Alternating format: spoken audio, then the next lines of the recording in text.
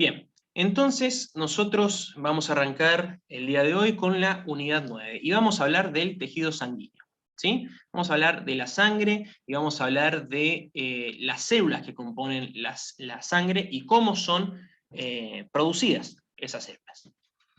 Vamos a arrancar la unidad 9 con el concepto de hematopoiesis.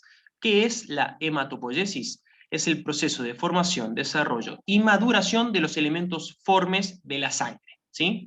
¿Qué son los elementos formes? Bueno, son las células del tejido sanguíneo, y también vamos a tener derivados de células, como son, por ejemplo, las plaquetas. Las plaquetas no son células, pero son fragmentos de células. Y entran en la definición de elementos formes juntos con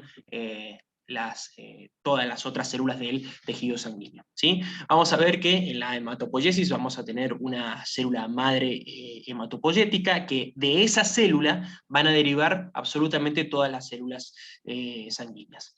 Y bueno, y la hematopoiesis entonces asegura la producción permanente y adecuada de elementos maduros, porque como vamos a ver más adelante, la célula madre hematopoyética también puede autorregenerarse. Entonces, no solamente va a generar por diferenciación, por división y diferenciación a los distintos tipos celulares, sino que también se va a perpetuar en el tiempo, ¿sí?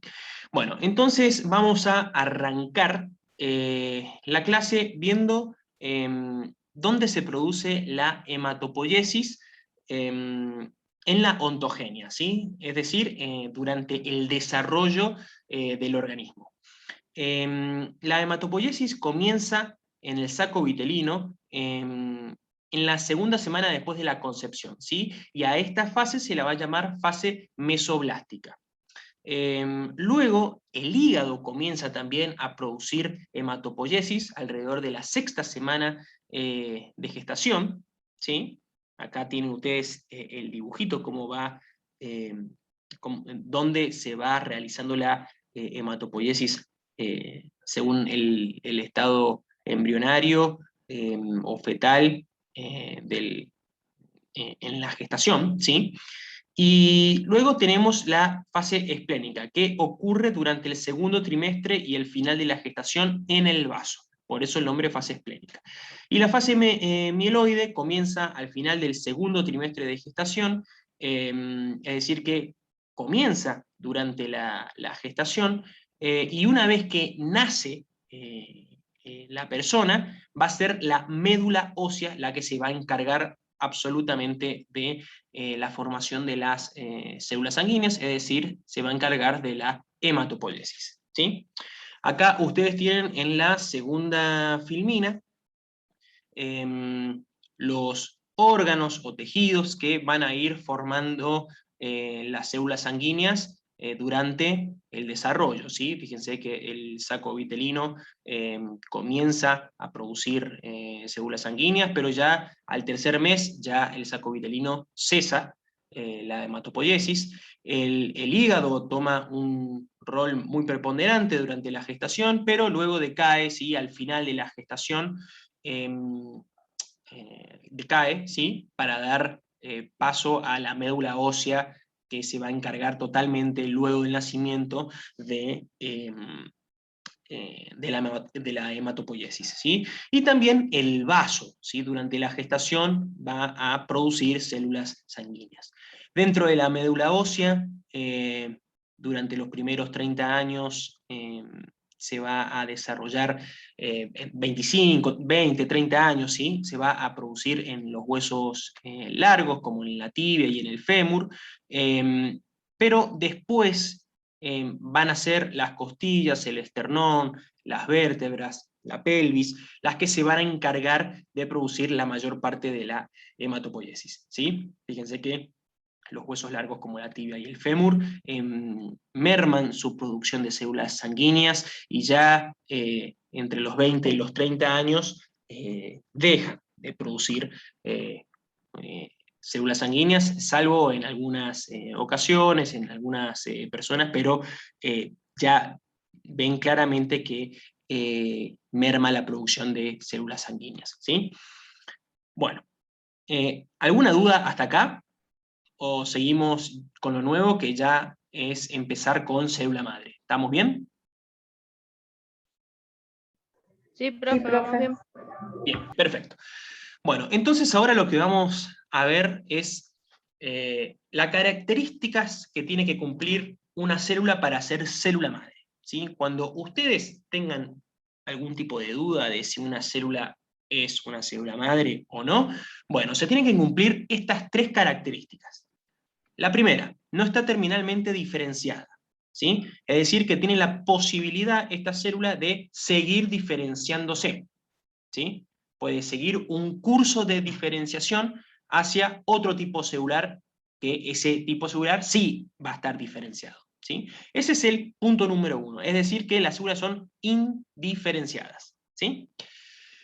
Después, punto número dos, pueden dividirse sin límite, ¿sí? Este es un requisito para ser célula madre, o por lo menos se van a dividir durante toda la vida de un organismo, ¿sí? Y el punto número 3 es que al dividirse, las células hijas pueden permanecer como células madres, y este concepto es muy importante porque es el concepto de autorrenovación. Si una célula madre tiene que tener la posibilidad de poder autorregenerarse. ¿Qué quiere decir esto? De volver, cuando se divide, de volver a generar una célula madre. Por lo menos potencialmente, tiene que tener esa capacidad de autorrenovación.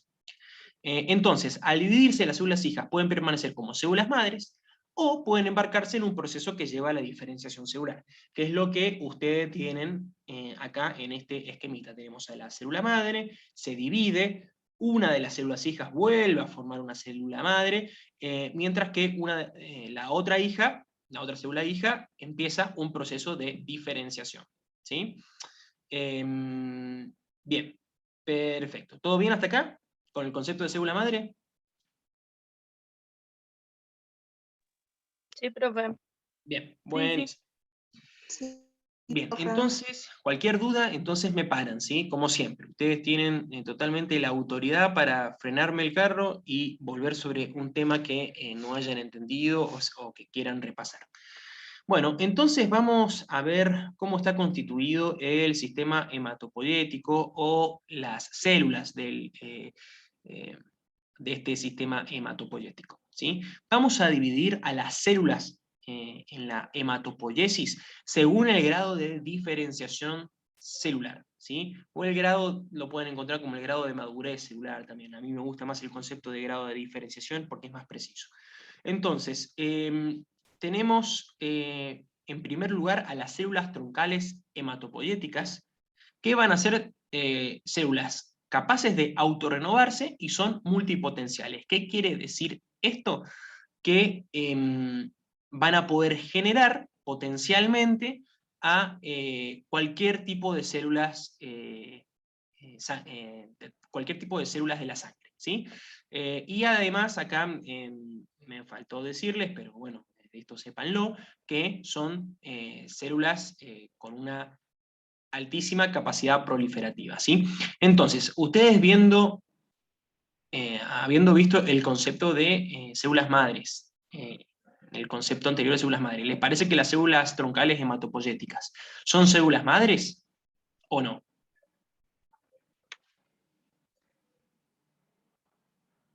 ¿Alguien se anima a responder? ¿Cuáles eran las tres características de la célula madre? Veamos. La célula troncal hematopoyética, ¿está terminalmente diferenciada?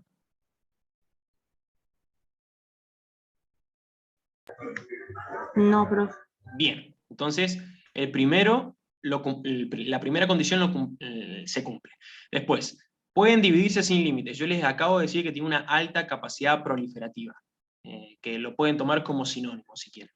Entonces, la segunda condición, ¿se cumple? Sí, pueden dividirse. Y después, la tercera característica es que al dividirse, las células hijas pueden permanecer como células madres o pueden embarcarse en un proceso de diferenciación celular. Y si ustedes ven acá en el diagramita que tienen a la izquierda, la flechita esta que tienen en la célula en la célula hematopoyética multipotente acá, tienen acá como un circulito, una flecha que se hace como un circulito. Bueno, eso significa que pueden autorrenovarse, es decir, que pueden dividirse y generar el mismo tipo celular. Entonces, el tercer componente también se cumple porque pueden autorrenovarse, y fíjense todos los tipos de celulares que pueden derivar a partir de esta célula. Entonces, las células troncal hematopoyéticas son las células madres de la médula ósea, ¿sí? Van a ser las células madres de la médula ósea. Fíjense que el siguiente tipo celular son células progenitoras hematopoyéticas, en donde se pierde la capacidad de autorrenovación. Es decir, que estas células no son células madres, ¿sí? Pero fíjense que son células progenitoras, y eso significa que tienen características también muy especiales. ¿Por qué? Porque tienen una alta capacidad proliferativa, y pueden ser multipotenciales, potenciales, bipotenciales o monopotenciales. Es decir, que estas células pueden generar a muchos tipos de células sanguíneas distintas, ¿sí? De hecho, si ustedes ven el dibujito acá, este progenitor hematopoyético multipotente que tienen acá, que es la célula que apenas se diferenció un poquitito de la célula madre, esta también puede generar a todos los tipos celulares, pero no puede autorrenovarse. Entonces estas células no son células madres, ¿sí? Después pasamos a las células precursoras. Las células precursoras son células comprometidas a un tipo celular específico, ¿sí? Y van a dar lugar a un número limitado de células especializadas, ¿sí? Si ustedes avanzan un poquito más en el diagramita, van a ver que cada vez que voy avanzando de progenitor, cada vez se van generando menos tipos celulares, ¿sí? Fíjense, yo parto con entonces el progenitor más primitivo que pueden generar a todas las células a todas las células sanguíneas, ¿sí? Pero si yo avanzo, por ejemplo, a el progenitor linfoide, ¿sí? Al progenitor linfoide común, solamente voy a poder generar a 3 tipos celulares, ¿sí? Entonces, cada vez que yo voy avanzando de célula precursora a...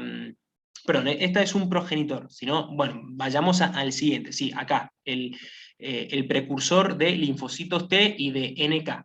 Fíjense que este precursor solamente puede generar a 2 tipos celulares, ¿sí? El progenitor anterior puede generar a 3 tipos celulares maduros. Entonces, ahora sí, vamos a la conclusión. Cada vez que voy avanzando en el grado de diferenciación, voy generando a progenitores que pueden dar lugar a una menor cantidad de células diferenciadas. Y luego, los precursores, que son células aún más diferenciadas, van a dar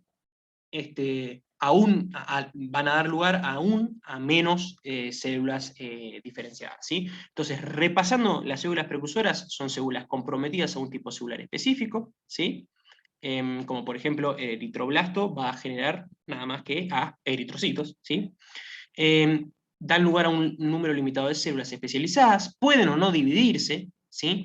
Eso es una diferencia con las células progenitoras también. Hay células precursoras que no pueden dividirse, pero sí pueden diferenciarse. Y después, bueno, se identifican nefrotis de médula ósea, ¿sí? O sea que si yo hago un muestreo de la médula ósea y lo veo al microscopio, yo puedo ver células precursoras. Células progenitoras y troncales son difíciles de ver, ¿sí? Bueno, después tenemos a las células sanguíneas circulantes, que van a ser las células maduras, que son los eritrocitos, los leucocitos y las plaquetas. ¿Alguna duda hasta acá? ¿Con el No, grado de profe. diferenciación? Bueno, cualquier duda, entonces me paro. Las células sanguíneas las podemos dividir en 2 grupos, en los granulocitos, en los mieloides, ¿sí? En las células mieloides, o las células linfoides. Vamos a empezar por abajo. Las células linfoides van a generar a linfocitos, ¿sí? Y van a también a generar a los natural killer, ¿sí? Que no lo he puesto ahí. Pero van a generar entonces en las células sanguíneas linfoides a los linfocitos y a los natural killer. Y luego, los mieloides, fíjense que generan, las células mieloides son muchísimas, ¿sí? Tenemos desde el macrófago, pasando por por la célula dendrítica, los neutrófilos, los eosinófilos, los basófilos, ¿sí? También tenemos a los glóbulos rojos, las plaquetas y los mastocitos. Entonces, las células mieloides son todas las células, salvo, todas las células sanguíneas, salvo los linfocitos y los natural killer. Los granulocitos van a ser estos tres tipos celulares, los basófilos, los eosinófilos y los neutrófilos, que nosotros los vamos a ver más tarde. Después, los monocitos van a dar lugar a las células dendríticas y a los macrófagos, ¿sí? Y después tenemos a los eritrocitos, que es sinónimo de glóbulo rojo, y las plaquetas. Acá hay una imagen en donde pueden ver, bueno, diferencias en el microscopio de estas células, ¿sí? Que no es importante saberse, sobre todo las diferencias morfológicas, a mí no me interesa que se lo sepan, sí cómo se producen las células. Bueno, entonces vamos a pasar a la mielopoiesis. La mielopoiesis es el proceso de formación, desarrollo y maduración de leucocitos mieloides, que son los granulocitos, los monocitos y los macrófagos, y también de las plaquetas y los glóbulos rojos, ¿sí? Es decir, que vamos a generar a las células mieloides que vimos acá anteriormente en esta diapositiva. Fíjense que las células troncales hematopoyéticas, que son células madres, se van a diferenciar a progenitores mieloides comunes. Y de acá pueden haber dos caminos, ¿sí? Hay una bifurcación.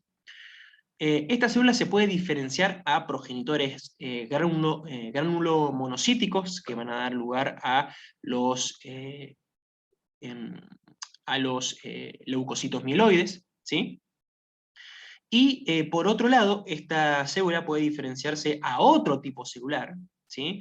Que van a ser las PEM, que tenemos acá, que ya vamos a ver qué significa esto, que son los progenitores eritroides megacariocíticos, ¿sí? Bien, entonces vamos a hacer ahora el camino desde el progenitor eritroide megacariocítico, que PEM son las siglas de ese nombre. O sea que nos vamos a ir por la rama de abajo. Vamos a querer generar acá eritrocitos y plaquetas, ¿sí? Lo que primero vamos a hacer es ir hacia la eritropoiesis, es decir, la formación de glóbulos rojos. Es decir, vamos a hacer el caminito de arriba que tenemos acá. Fíjense también, y esto es importante que lo sepan, que la eritropoiesis, la mielopoiesis, son procesos de formación de células dentro de la hematopoiesis, ¿sí? O sea, la hematopoiesis genera todos los tipos celulares sanguíneos. Después voy a tener procesos en donde voy a decidir, bueno, voy a agrupar el proceso o el camino que me lleva a producir glóbulos rojos. Ese camino lo voy a llamar eritropoiesis, pero forma parte de la hematopoiesis, y eso ténganlo en cuenta. La hematopoiesis es el proceso de formación de todas las células sanguíneas, ¿sí? Bien, entonces vamos a la eritropoiesis. La eritropoiesis, entonces, es el proceso por el cual se producen los glóbulos rojos, ¿sí? Y nosotros teníamos al precursor eritrocito, eritrocito megacariocítico, ¿sí? Por ahí es difícil volver a los nombres, eso van a tener que gastar un poco de tiempo en aprenderse los nombres, ¿sí? Bueno, esta célula PEM entonces va a dar lugar, va a diferenciarse a unidades formadoras de brotes eritroides, ¿sí? Que son progenitores también que poseen una alta tasa de proliferación. Luego estas células, que como les está diciendo el nombre, van a empezar a proliferar mucho, es decir, que van a formar como colonias, ¿sí? Y van a dar lugar a estas células que son unidades formadoras de colonias eritroides, ¿sí? Que tienen un potencial de proliferación importante también, pero en menor medida que las células más primitivas, ¿sí? ¿Y qué les iba a decir? Bueno, y este es el último progenitor, ¿sí? Luego, este progenitor, en donde de nuevo, voy a tener una colonia, voy a tener un grupo de células que van a ser unidades formadoras de colones eritroides, se va a diferenciar a un precursor. El primer precursor eritroide, que va a ser el proeritroblasto. Los proeritroblastos tienen un limitado potencial de proliferación. Es una célula de gran tamaño con abundantes nucleolos, que los nucleolos van a ser esenciales para la síntesis de ribosomas. ¿Y por qué quiero producir ribosomas? Bueno, porque son indispensables para la síntesis de hemoglobina, ¿sí? Ustedes tienen que tener en cuenta cuando analicen eritropoyesis, que la célula final, que es el glóbulo rojo, no tiene ninguna organela, no tiene núcleo, ¿sí? Es como una célula que se ha sacado todo de encima, salvo hemoglobina. Está llena de hemoglobina. Reemplazó a todas las organelas de adentro, y también proteínas, moléculas de adentro, macromoléculas de adentro, por hemoglobina, porque la función del glóbulo rojo, como ustedes ya deben saber, es la de transportar el oxígeno en el cuerpo, ¿sí? Y eso lo realiza gracias a la hemoglobina. La hemoglobina puede unir al oxígeno. Entonces, cuando ustedes analicen eritropoyesis, tienen que pensar, bueno, yo parto de una célula que ya sea un precursor o un progenitor, ¿no? Una célula que tiene núcleo, que tiene todas las organelas, y que no tiene hemoglobina. Bueno, para generar un glóbulo rojo, entonces la lógica me dice que en cada célula que se vaya generando, diferenciando, tienen que haber menos organelas, tiene que ir desapareciendo el núcleo, desaparecer el núcleo en algún momento, y tiene que generarse mucha hemoglobina. Esa es la lógica en la eritropoyesis, ¿sí? Bueno, y entonces este proeritroblasto, que es un precursor, tiene las características que les acabo de mencionar, y es en donde se inicia la captación de hierro, ¿sí? El proeritroblasto luego se diferencia a un eritroblasto basófilo, que posee una gran cantidad de ribosomas, y es acá donde se inicia la síntesis de hemoglobina, ¿sí? Luego pasamos a un eritroblasto policromatófilo, por diferenciación, que contiene una gran cantidad de hemoglobina. Ahora fíjense que el núcleo está reducido ya en esta célula, es decir, que se empieza a degenerar ya el núcleo, ¿sí? Y está poco definido. Entonces, este eritroblasto policromatófilo tiene la misma cantidad de hemoglobina que de ribosomas libres. Fíjense que ya se han producido una gran cantidad de hemoglobina, y iguala a la cantidad de ribosomas libres. No se divide, ¿sí? Acuérdense que los precursores pueden o no dividirse. Mientras más diferenciado esté el precursor, cada vez menos capacidad de dividirse tiene. Entonces,